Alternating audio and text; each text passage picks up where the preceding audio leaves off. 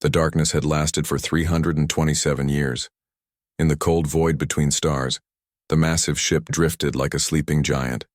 Its hull stretched for miles, scarred by battles that no living being remembered. The UES Titans, Wake had been humanity's greatest creation, built in the final days when Earth was burning and hope was dying. Deep inside the ship, thousands of humans slept in glass chambers filled with freezing mist. They had closed their eyes when the galaxy was at war. Now they would open them to find a universe that had forgotten their name. Captain Jake Morrison felt the cold leaving his body first. His fingers moved, then his toes. The machine that had kept him alive for centuries began to hum louder. Warm air flowed into his chamber and lights flickered on one by one. He opened his eyes to see the metal ceiling he had stared at before sleep took him. The chamber door opened with a soft hiss. Jake sat up slowly, his muscles weak from the long sleep. Around him, other chambers were opening too. Men and women began to move, coughing and stretching as life returned to their bodies. "Captain," a voice said nearby. Jake turned to see Lisa Hayes, his chief engineer, pulling herself out of her own chamber. Her red hair was longer than he remembered, and her skin was pale from the long sleep. "How long were we out?" Jake looked at the display on his wrist. The numbers made him blink twice. "Over 3 centuries," he said quietly. "We slept for over 300 years. More people were waking up now. Ryan Carter, their navigation officer, stumbled toward the main computer. His hands shook as he touched the controls. "Sir," he called out, "you need to see this." Jake walked over, his legs still unsteady. The screen showed their location in space. They were far from where they had gone to sleep, drifting in empty space between star systems. "How did we get here?" he asked. "The ship's computer moved us," Ryan said, reading the data. "It's been following a program for centuries, moving us away from battles, keeping us safe." "Atlas," Jake said to the air. "Report." A calm voice filled the room. Atlas was their ship's computer, more advanced than anything the old Earth had ever built. "Good morning, Captain Morrison. You have been in stasis for 327 years, 4 months, and 16 days. The galaxy has changed, significantly." "Show me," Jake said. The walls became windows showing the space around them. In the distance, Jake could see lights moving. Ships, but not human ships. These were strange, with curved hulls and glowing parts. Some looked like they were made of crystal. Others seemed to be alive, with skin instead of metal. 3 alien empires now control most of the galaxy, Atlas continued. They call themselves the Kethvar Dominion, the Zeph Collective, and the Veiltar Sovereignty. They have been at war with each other for decades. More crew members were waking up now. Pete Jackson, their Marine commander, walked over with his usual serious expression. Amy Rodriguez, their doctor, was helping other people out of their chambers. Danny Kim, their sensor expert, was already at his station checking the readings. "Captain," Danny called out, "those alien ships are getting closer. Looks like they're about to fight each other right here." Jake looked at the display. 3 groups of ships were moving toward each other, weapons charging. "How many?" he asked. "Hundreds," Danny replied. "Maybe 1,000 ships total. This is going to be a big battle." Lisa had made it to her engineering station. She was looking at displays that showed the ship's condition. "Jake," she said, her voice excited, "you need to see this. Our power systems, they've been charging for centuries. The quantum reactors have more energy stored than we ever thought possible." "How much power?" Jake asked. "Enough to light up a star," Lisa said. "Maybe enough to make one." Pete was looking at the tactical displays. "Sir, those alien ships, their weapons are old, really old, like centuries behind what we had when we went to sleep." "What do you mean?" Jake asked. "Their energy weapons are basic plasma. Their missiles are chemical. They're fighting with technology that Earth had 500 years ago," Pete explained. "But they have a lot of ships." Jake watched the alien fleets move closer to each other. Atlas had been right. The galaxy had changed. Humanity was gone, and these three empires had taken over. But they were still fighting with primitive weapons while his ship had technology that could crack planets. "Sir," Ryan said from his station, "there's something else. Atlas has been listening to their communications for decades. They think we're extinct." "What do they know about us?" Jake asked. Atlas answered. "They call humans the Ancients, or the First Builders. They believe you created the hyperspace networks they use to travel between stars. Some species worship you as gods. Others fear you as demons. Most think you are just legends." Amy Rodriguez had finished helping the other crew members. She came over to Jake looking worried. "Captain, if they think we're extinct, what happens when they find out we're not?" Before Jake could answer, alarms began to sound. Danny was reading his instruments with wide eyes. "Captain, one of those alien ships just exploded. The battle has started." On the display, Jake could see the three fleets firing at each other. Energy beams crossed space like deadly lightning. Ships exploded in bright flashes. The battle was massive, with hundreds of vessels fighting and dying. "There are escape pods," Danny reported. "Some of the aliens are abandoning their ships." Kate Sullivan, their tactical officer, had joined them at the main display. She was studying the battle with professional interest. "Their tactics are terrible," she said. "They're just charging at each other with no strategy, no coordination." "Keep us hidden," Jake ordered. "We watch for now." But even as he said it, Jake knew they couldn't stay hidden forever. The alien fleets were too close, and their own ship was too big. Eventually, someone would notice the massive human vessel floating in the darkness. "Captain," Ben Rodriguez called from the communication station, "I'm picking up something strange. There are human signals." "What?" Jake spun around. "Where?" "Old distress beacons. Really old. There are human ships out there, but they're not responding. I think they're derelicts. Ships that have been floating dead for centuries." Jake felt his heart sink. More evidence that humanity was truly gone from the galaxy. But then Ben spoke again. "Wait. There's something else. Life signs. Faint. But there. Some of those ships have people on them. Humans in stasis, like we were." "How many?" Jake demanded. "Hard to tell. Maybe thousands. Maybe tens of thousands. They're scattered across this whole region of space." Jake looked at the battle raging outside. The alien empires were destroying each other, and hidden among the wreckage of their fight were human survivors, people who had slept for centuries waiting for rescue that never came. "Atlas," Jake said. "Can we reach those ships without being detected?" "Negative, Captain. Any movement toward the human vessels will expose us to the alien fleets. We would be discovered." Jake stared at the display, watching ships explode and die. Somewhere out there, humans were trapped and helpless. His people, the last survivors of Earth. The galaxy had forgotten humanity existed. But Jake Morrison and the crew of the Titan's Wake were about to remind them why the darkness between stars had once belonged to the human race. The alien battle grew bigger with each passing hour. More ships arrived from all three empires, turning the space around the hyperspace junction into a war zone. Jake Morrison watched from the bridge of the Titan's Wake as hundreds of vessels exchanged fire. The Kethvar ships looked like metal beasts with claws and teeth. They fired red energy beams that could melt through armor. Their leader was Admiral Zekthor, whose massive command ship moved through space like a hunting predator. The Zeph Collective brought ships made of blue crystal that sparkled in the starlight. Their weapons created lightning that jumped from ship to ship. A machine intelligence called Prime Unit 7749 controlled their fleet with cold logic. The Veiltar ships were the strangest. They seemed to fade in and out of sight, appearing and disappearing like ghosts. Their weapons hurt the mind as much as the body.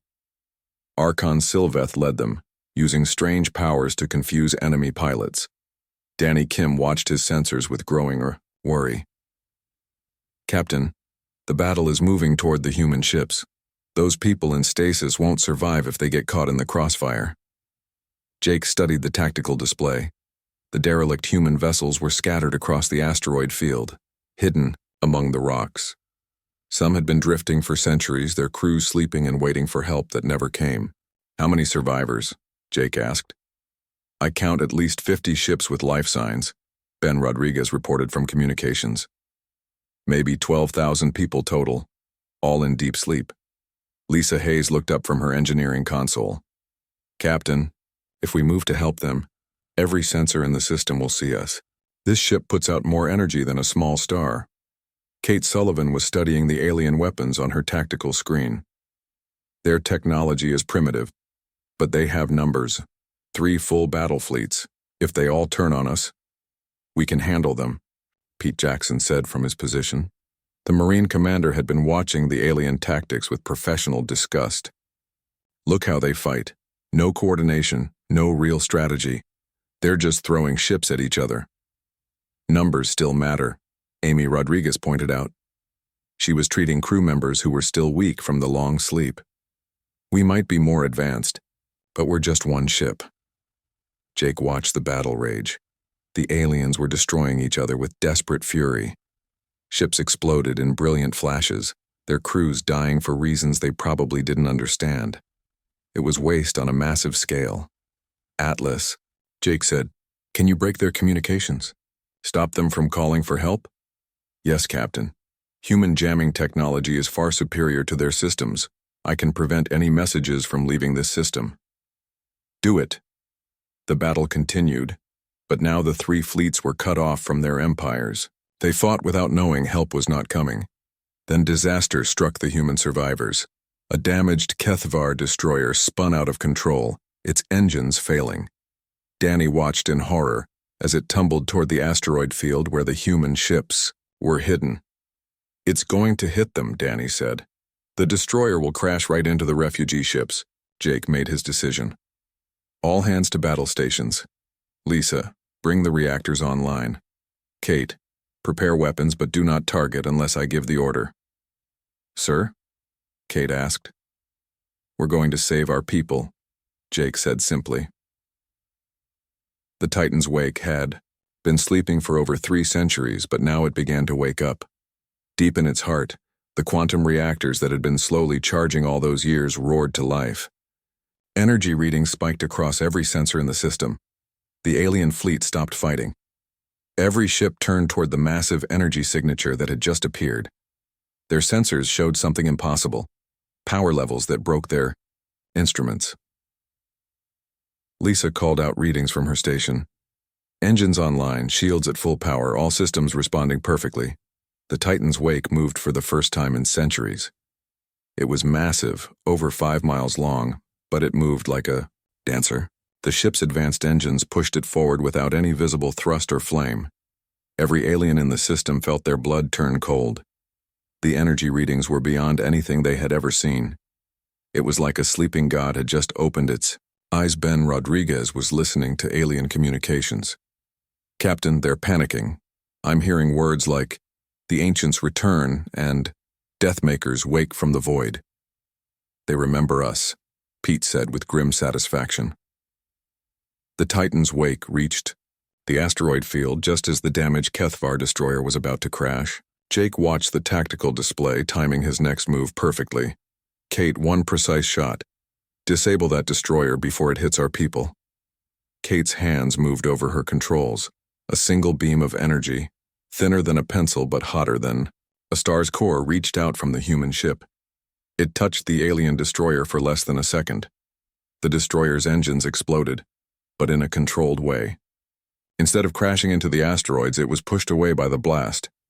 The human refugee ships were safe. Every alien sensor in the system recorded what happened. The massive human ship had appeared from nowhere and stopped a disaster with surgical precision. The power and accuracy were beyond their understanding. Admiral Zekthor's voice crackled over the communication channels.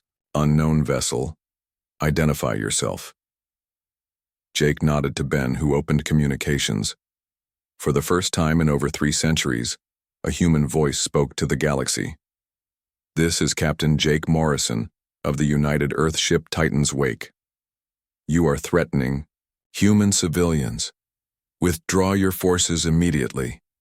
Silence fell over the entire system. On hundreds of alien ships, Crews stared at their communication equipment in shock. Humans were supposed to be extinct. They were myths, legends. But here was proof that the stories were real. Prime Unit 7749's mechanical voice responded first. Humans are extinct. This is impossible. We are very much alive, Jake replied calmly. And we are not happy with what we see. 3 empires fighting over territory while refugees die in the crossfire. This ends now. Archon Sylveth's psychic voice whispered across the channels. The first builders return. The galaxy trembles. The 3 fleets began to reposition, but not to retreat. Instead, they started to work together for the first time in decades. Ancient fear united them against a common enemy. Captain, Danny reported, all 3 fleets are targeting us. They're forming a combined battle line. Jake was not surprised. Fear made people do desperate things. How many ships total? 843 vessels, Kate answered. Everything from fighters to dreadnoughts. Amy looked worried. Can we handle that many? Lisa was checking her power readings. Captain, we're running at less than 10% capacity and we're already more powerful than their entire combined fleet. Weapons status? Jake asked. Kate ran through her checklist. All systems online. Railguns charged. Missile tubes loaded. Energy weapons ready. We could destroy their entire fleet in under an hour. No, Jake said firmly. We don't destroy unless we have no choice. These people are afraid. They think we're going to wipe them out like some old story says we did. The alien fleets opened, fire all at once. Thousands of energy beams, missiles, and exotic weapons struck the Titan's wake. The human ship's shields lit up like a small sun as they absorbed the massive attack. When the light faded, the Titan's wake hung in space completely, undamaged. Its shields had not even flickered. Jake opened communications to all the alien ships. You have fired the first shot. Now you will see why the galaxy once feared the dark between stars. But we are not the monsters from your stories. We are something, worse for tyrants and bullies. We are justice returned. The human ship began to move forward, heading directly toward the combined alien fleet. The Titan's wake moved through space like death itself. The alien fleets had thrown everything they had at the human ship, and it had done nothing. Now 800 alien vessels faced the reality that their worst nightmares were true.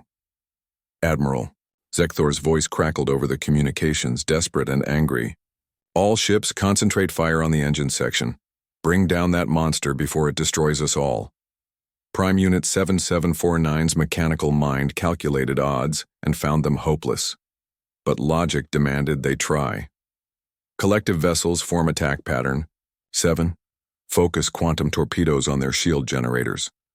Archon Sylveth reached out with psychic powers, trying to confuse the human crew. The mental attack struck the Titan's wake and simply bounced off. Human minds had been shielded against such attacks for centuries. Jake Morrison stood on his bridge watching the alien fleets prepare for another assault. His crew was calm and ready. They had trained for battles like this when Earth was still alive. Captain, Kate Sullivan reported from weapons. They're trying to coordinate their attack. All 3 fleets working together now. Let them, Jake said. Lisa, what's our power status? Still running at 10%, Lisa Hayes answered, from engineering. Sir, we could power up to full capacity and end this in minutes. No, Jake said firmly. We're not here to commit genocide. We're here to rescue our people and restore order. The second alien attack came like a storm.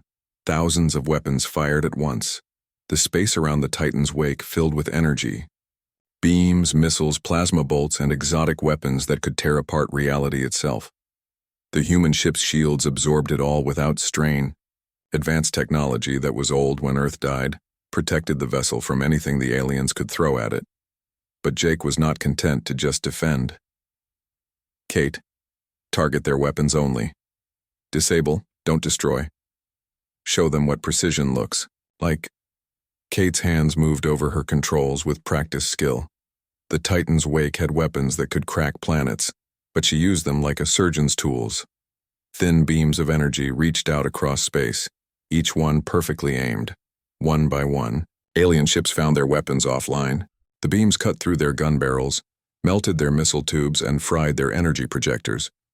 In less than 5 minutes, half the alien fleet was defenseless. Impossible, Admiral Zekthor whispered over the communications. No one has that kind of accuracy. We do, Jake responded calmly. This is what happens when you fight people who have been perfecting war for 1,000 years. The aliens tried different tactics. Some ships attempted to ram the human vessel. Their hulls crumpled against the Titan's wake's shields like insects hitting a window. Others tried to retreat, but found their engines mysteriously failing as precise human weapons disabled them. Danny Kim watched his sensors in amazement. Captain, their technology is so primitive. It's like watching children fight with sticks. They're not children, Amy Rodriguez said from medical. They're scared. Look at their bio readings. They think we're going to kill them all. Jake opened communications to the entire alien fleet. Attention all vessels. We are not here to destroy you. We are here to rescue our people and restore peace. Surrender now, and you will be treated fairly. The response was immediate and negative. Admiral, Zekthor's voice filled with rage. We will never surrender to the Deathmakers. All ships ramming speed. What happened next would be remembered across the galaxy for centuries. The remaining functional alien ships charged the Titan's wake, their crews screaming battle cries and death songs. Jake sighed. Maria, launch fighters. Commander Maria Santos had been waiting for this order. Deep in the Titan's wake's massive hangar bays, automated systems came online.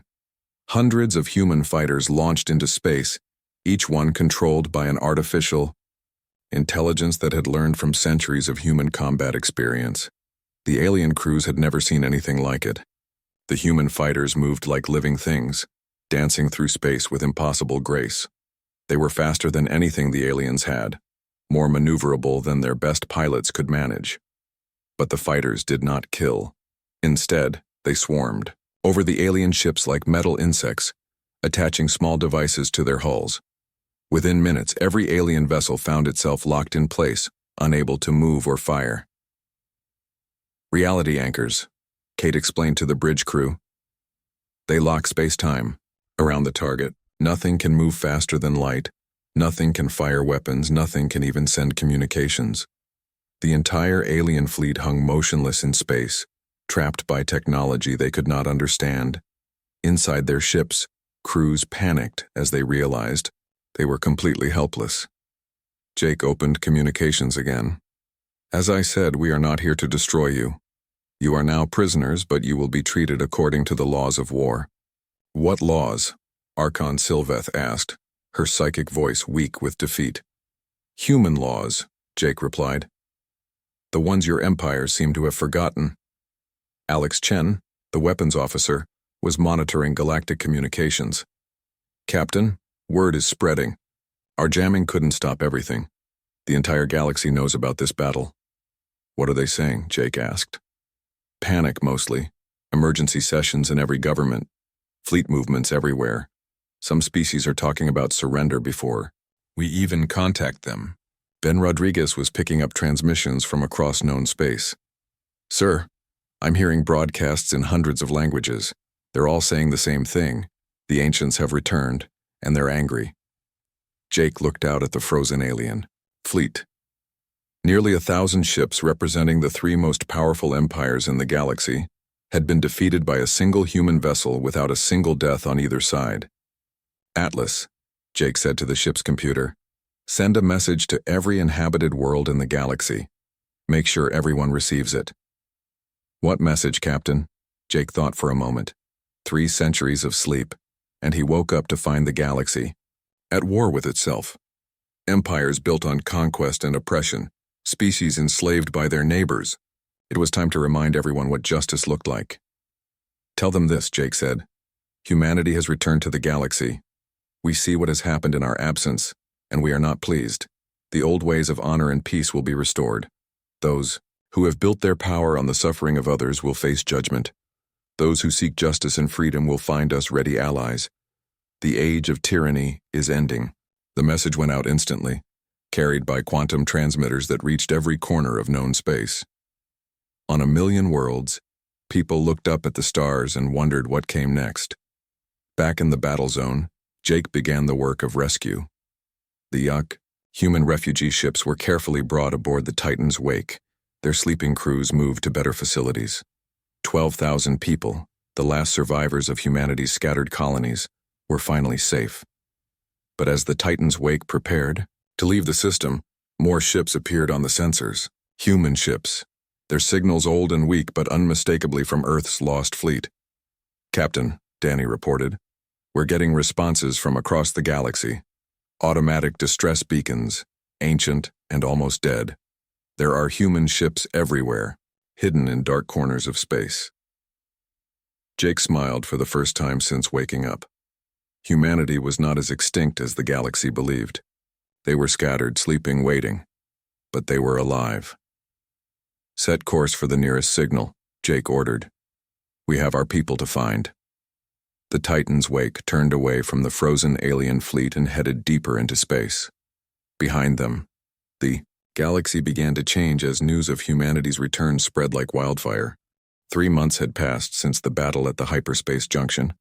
News of humanity's return had spread across every world in the galaxy, and the effect was like throwing a stone into still water.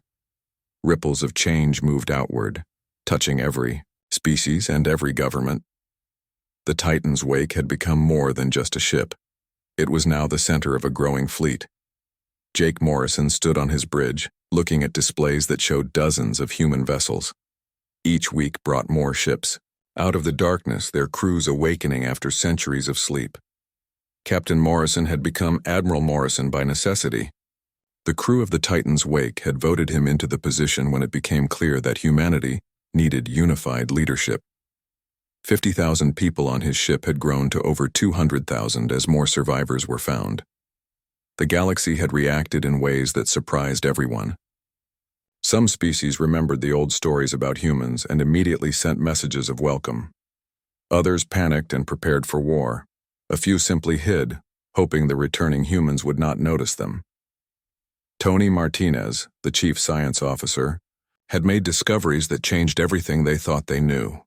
He worked day and night in the ship's laboratories, studying alien technology and comparing it to human designs. "Admiral," Tony said, approaching Jake's command chair, "You need to see this. I've been analyzing the weapons and systems from those alien ships we disabled." "What did you find?" Jake asked. "Everything they have is based on human technology," Tony said, his voice excited. "Every single innovation in the last 3 centuries came from reverse engineering our ruins. They haven't been advancing, they've been copying." Jake looked at the data Tony showed him. Energy weapons, faster than light travel, artificial intelligence, even their medical technology. All of it could be traced back to human origins. "They built their entire civilization on our leftovers," Jake said quietly. "And they never understood how any of it really worked," Tony added. "That's why their technology is so inefficient. They copied the results without understanding the science."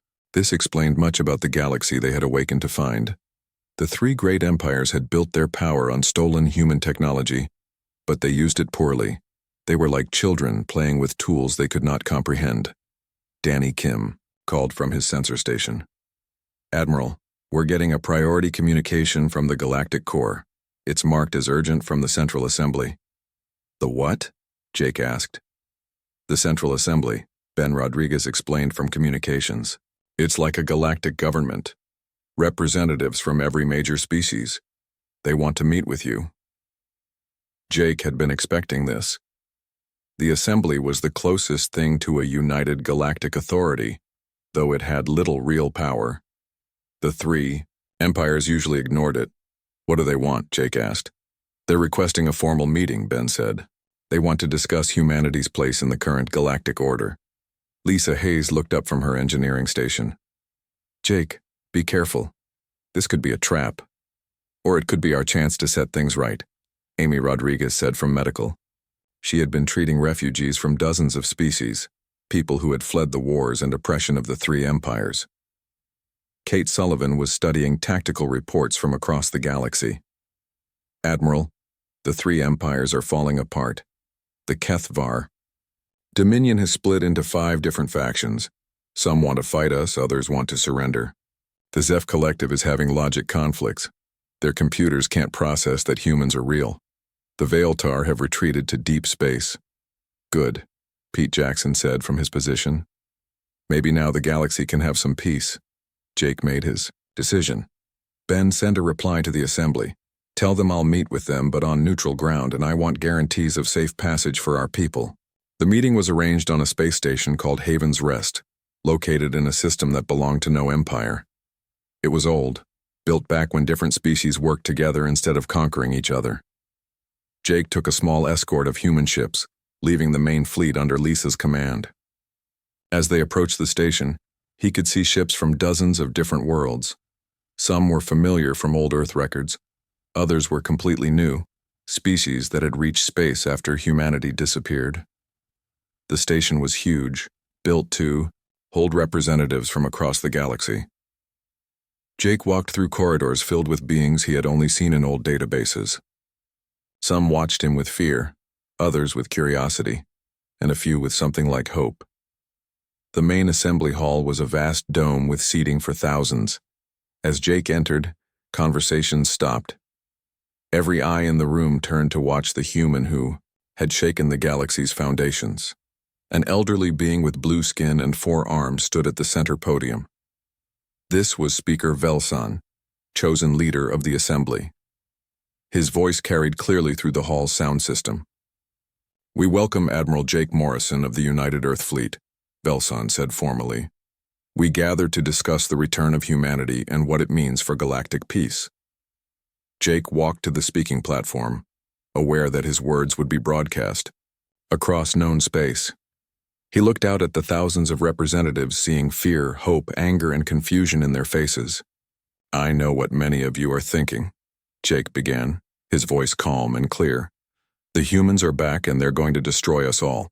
You've heard the old stories about the Deathmakers and the Void Touched. You think we're here for revenge?" Murmurs filled the hall. Some representatives shifted nervously in their seats. "You're wrong," Jake continued. "We're not here to destroy. We're here to restore what was lost when humanity disappeared. Justice, honor, the idea that the strong should protect the weak, not prey on them." A representative from the HFY faction stood up. "What gives you the right to judge us? You abandoned the galaxy centuries ago." "We didn't abandon anything," Jake replied firmly.